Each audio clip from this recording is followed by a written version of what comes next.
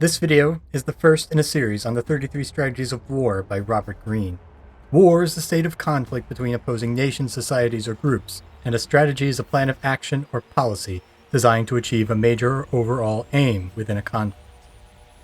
There have been many famous publications on warfare, from Sun Tzu's The Art of War to Karl von Clausewitz's On War.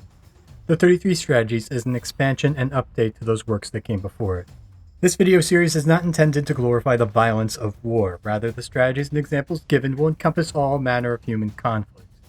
Although you may never find yourself in physical confrontation and pride yourself in the avoidance of violence, these strategies may prove useful in confronting and overcoming the obstacles that stand in the way of your goals and desired achievements. Strategy 1. The Polarity Strategy. Declare war on your enemies. Life is an endless battle and conflict. You cannot fight effectively unless you can identify your enemies. Robert Greene. Part 1. The Inner War. It has been nearly 80 years since the United States fully declared war on another nation. One could assume this means the United States created a peaceful existence, though nothing could be further from the truth. There have been many armed conflicts the U.S. has conducted around the world, and some continue to this day. But how is the U.S. to achieve victory in war if it cannot definitely define its enemy? America has created a bad habit of declaring wars on intangible objects and concepts. The war on drugs, the war on terror, these are actual doctrines spoken by heads of state. Public enemy number one in the United States is drug abuse. In order to fight and defeat this enemy, it is necessary to wage a new all-out offensive. Who will surrender when the war on drugs is over? And when will all terror be vanquished? These are infinite enemies being fought by finite humans, and there can be no victory on either side. War on terror begins with Al-Qaeda, but it does not end there. It will not end until every terrorist group of global reach has been found, stopped, and defeated.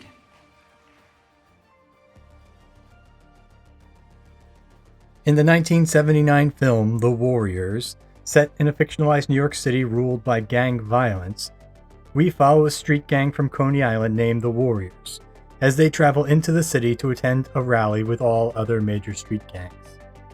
The rally was called for by Cyrus, the charismatic leader of the largest street gang. 50,000 soldiers. Now there ain't but 20,000 police in the whole town. Can you dig it? Can you dig it? Can you dig it? Who was quickly killed at the outset of the rally. The rest of the film then follows the Warriors as they now must traverse the city on the run from rival gangs and police as they try to return home. The film is loosely based on a novel of the same name, and that novel is based on the real-life account of Xenophon, a Greek mercenary who was conscripted to fight for the Persian king, Cyrus the Younger, in a war against the faraway kingdom of Babylon.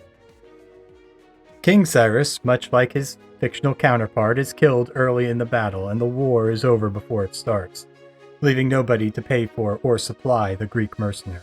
The Greeks, like the imaginary warriors, must then traverse the foreign and hostile land in order to return to their home. In both Xenophon's account and The Warriors, the protagonists start by arguing and bemoaning their situation. Fucking Coney Island must be 50 to 100 miles from here. It's the only choice we got. Yeah, real simple. Except that every cop in this city's looking to bust our heads. We got something else to think about. Yeah, what? The truce. Is it still on? If it ain't, we're gonna have to bop our way back. They attempt to appease and barter their way through the dangers that they face. How could this be a big meeting if the orphans wasn't there? That must be because you guys are so bad they're afraid of you. There's nothing wrong with you making it through our territory as long as you're coming in peace. Only for people to turn on them and take advantage of them when they are weak. The Warriors, just like the Greeks in Xenophon's account, become awakened to the idea that it is not the dangers that they are facing that is the cause of their situation, but it is their state of mind. Swan, the leader of the Warriors, comes to this conclusion, realizing that the Warriors must act together and as one. To do this, he declares everyone they meet to be their enemy. and they will confront every obstacle they come across on their journey together, as they would face the enemy on a battlefield. Once the warriors, like the Greeks, are unified not by the circumstances of their situation, but by their common enemy, they are able to accomplish the necessary tasks to return home. By declaring war on your enemies, you unite all those in your group to a common cause. Once you declare an enemy, nobody in the group will want to side with anyone outside. If they do, they would be traitorous to the mission, to the cause, and to the goal of getting back home. When we see the ocean, we figure we're home. We're safe. This time you got it wrong. And when you stand together against an enemy, you start from a position of strength. Part 2. The Outer War. People are subtle and evasive, disguising their intentions, pretending to be on your side. You need clarity. Do not be naive. With some enemies there can be no compromise, no middle ground. Robert Greene. The 2014 film Selma depicts civil rights leader Martin Luther King, played by David Oyelowo, and the events that led up to the 1965 march from Selma to Montgomery to protest voting restrictions. Now, of course, the civil rights movement and Dr. Martin Luther King were renowned for their use and adherence to nonviolent protest. And we were talking about war, but this is where we are discussing war as a conflict. The goal of the civil rights movement was to draw attention to the inequalities and injustices that were being experienced by Black Americans, and to pass laws that would protect the rights of all citizens. Trying to gain access to the registration office, which is our legal right. There's too many of you. You know damn well there is. Now, y'all just gonna have to wait at the rear. No, Sheriff Clark. We're going in the front. We're gonna wait right here. The film faced some controversy for its inaccurate depictions, particularly of Lyndon B. Johnson. In a fictionalized discussion in the Oval Office, Johnson suggests it is not the right time for the voting rights bill. Most of the South is still not desegregated. Let's not start another battle when we haven't even won the first. But he still expects the support of Dr. King and his followers in his political endeavors. And you know what the next battle should be? Eradication of poverty. I'm calling it the war on poverty. This offense is not completely historically accurate. Johnson was known as a supporter of the bill and the civil rights movement as a whole. Now, civil rights is a priority of this administration, as you know. We're going to face the challenge of this country is storing up a heap of trouble for itself. However, there were many politicians and allies of the civil rights movement that believed in the cause, but were more cautious, more willing to wait or accept compromises. Those allies were not completely opposed to the goals of the movement, but they had their own agenda as well, as many politicians wanted to stay in power and needed to maintain broad support. This is where a leader needs to understand that allies have their own motivations, objectives, and goals. Your involvement here, Mr. President, we deserve your help as citizens of this country, citizens under attack. Now, you listen to me. You're an activist. I'm a politician. You got one big issue, I got 101. Now, you demanding more and put me on the spot with this visit, that's okay. That's your job. That's what you do. You want my support on this voting thing? I need some quid pro quo from you. What do you want, Mr. President? It's important to remember that some allies are only your friends out of convenience. Once it is no longer convenient, they will ignore your goals and desires, and you must be prepared to see them as an enemy when they do. You must keep clear lines between you and your enemy. Dr. King's enemies were anybody who stood in the way of progress of the civil rights movement. He constantly reiterates that the time for change, the time for action is now and not later.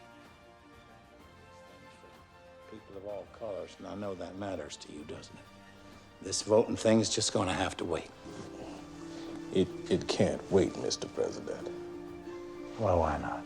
Because there have been thousands of racially motivated murders in the South, including those 4 girls. Well, I know that. And you know the astounding fact that not one of these criminals who murder us when and why they want has ever been convicted. Remember that your enemies will always try to delay your actions. They will always try to move you to the center of an argument. They want you to be content with what you have achieved so far. They want you to settle, to make concessions. This is why you need to identify your enemies, so that when they stand in your way, you stand opposed to them. and when confronted by an enemy, you should turn to face them. Part 3. Face your enemy. Learn to smoke out your enemies, to spot them by signs and patterns that reveal hostility. Then, once you have them in your sights, inwardly declare war. Robert Greene. In the 2015 film Mad Max Fury Road, Furiosa, played by Charlize Theron, has the goal of rescuing her sisters from the tyrant king of the desert wasteland, Immortan Joe. Where is she taking them? She didn't take them, they begged her to go! Where is she taking them? A long way from you. Throughout most of the film, she tries to accomplish this by running from him and his forces. Along the way, she gains several allies, but also makes more enemies. At a critical point toward the end of the film, she realizes that she cannot run forever, and that there might not be a safe haven to escape to. We go back? Back? Yeah. However, in her flight, Furiosa drew out her enemy, away from his stronghold. The further she ran, the weaker he became.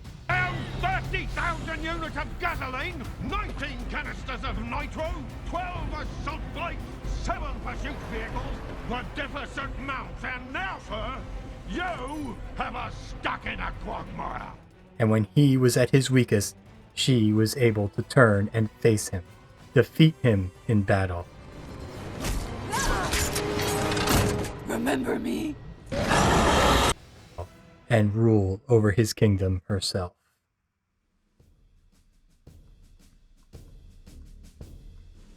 In the 1992 film A Few Good Men, Lieutenant Caffey, played by Tom Cruise, is assigned to be the defense attorney for a pair of Marines accused of abusing and murdering a fellow Marine in a hazing ritual called a Code Red. Throughout the course of the film, Lieutenant Caffey realizes that the pair are guilty, but also that they were ordered to abuse a soldier by a top military officer.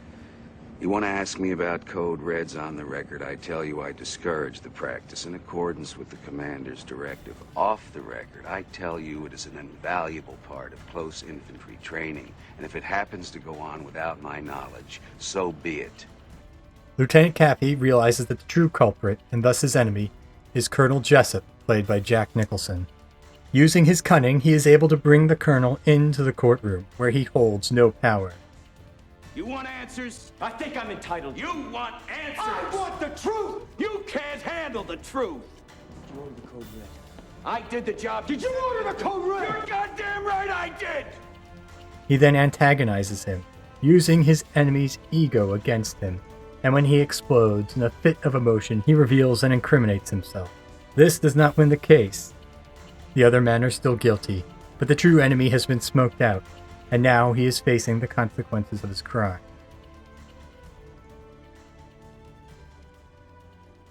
Part 4. Your enemy feeds your identity. As the opposite poles of a magnet create motion, your enemies, your opposite, can fill you with purpose and direction. As people who stand in your way who represent what you loathe, people to react against, they are your source of energy. Robert Greene. The comic book character of Batman has traditionally had the greatest rogues gallery of villains of any superhero. But none is more well known than the Joker. In every story, they are in stark opposition to each other, not only in conflict, but also in their goals, in their desires, in their dress, and in their mannerisms. In the 2008 film, The Dark Knight, the Joker, played by the late Heath Ledger, harasses Batman with the expressed interest not of killing or harming Batman. I don't want to kill you. What would I do without you? Go back to ripping off mob dealers? No, you complete me. But of forcing him to act out emotionally and expose himself as a hypocrite. He wants Batman and everyone to be more like him. We see how this tactic works on Harvey Dent, who he turns from a justice-seeking district attorney. Assure the citizens of Gotham that everything that can be done over the Joker killings is being done. Into a vengeful murderer. The Dark Knight is able to resist this temptation and defeats the Joker by adhering to his identity and his core values. This is what happens when an unstoppable force meets an immovable object. You truly are incorruptible, aren't you? He stands for justice and opposes the Joker, who stands only for chaos and mayhem.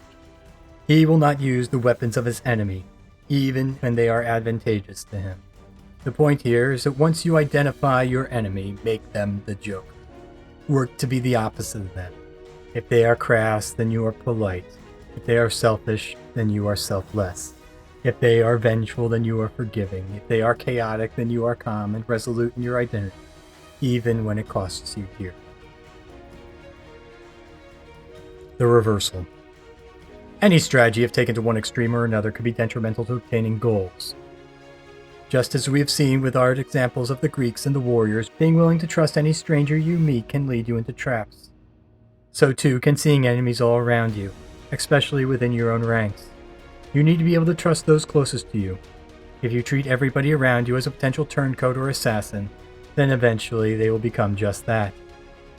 Proper vigilance and judgment of character are needed for all allies, but know that trust is a two-way street that you must travel on as well.